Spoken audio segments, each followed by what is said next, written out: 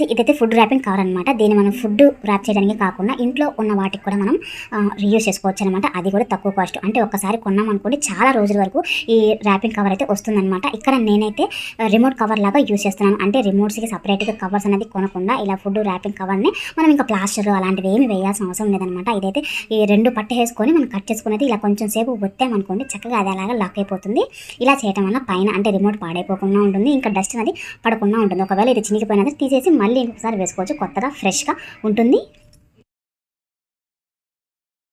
తర్వాత టిప్ వచ్చేసి ఎప్పుడైనా జర్నీ చేసేటప్పుడు షేవ్ చేసుకునే బ్లేడ్ దీన్ని మనం క్యారీ చేయాలి అంటే దీనికైతే బ్లేడ్ ఉంటుంది కదా, అది దేనికైనా తగిలిద్ది అంటే కట్ అయిపోయేది అని అనుకున్న టైంలో అంటే దీనికి ఒక లాక్ అయితే ఉంటుంది. లాక్ ఉంటే ప్రాబ్లం లేదనమాట. ఒకవేళ లాక్ అన్నది మనకి మిస్ అయింది అనుకోండి, అప్పుడు దీన్ని క్యారీ చేయాలి అంటే మాస్కింగ్ టేప్, నేనైతే ఇక్కడ మాస్కింగ్ టేప్ అనేది తీసుకున్నాను. ఇలా మాస్కింగ్ టేప్ అనే కాకుండా మనకి విజిబుల్గా ఉండే టేప్ ఉంటుంది కదా, ఆ టేప్ అయినా సరే ఇలా ఫ్రంట్ పార్ట్ వరకు మాత్రమే మనం కవర్ చేసుకున్నట్టయితే చక్కగా ఈ రేజర్కు ఉన్న బ్లేడ్ అనేది కవర్ అయిపోతుంది. కాబట్టి ఇంకా దీన్ని మన హ్యాండ్ బ్యాగ్లో వేసుకున్న, బ్యాగ్లో వేసుకున్న, ఎక్కడ వేసుకున్నా సరే పాడైపోకుండా అంటే చినిగిపోకుండా దేనికి తగలకుండా సేఫ్గా అయితే ఉంటుంది.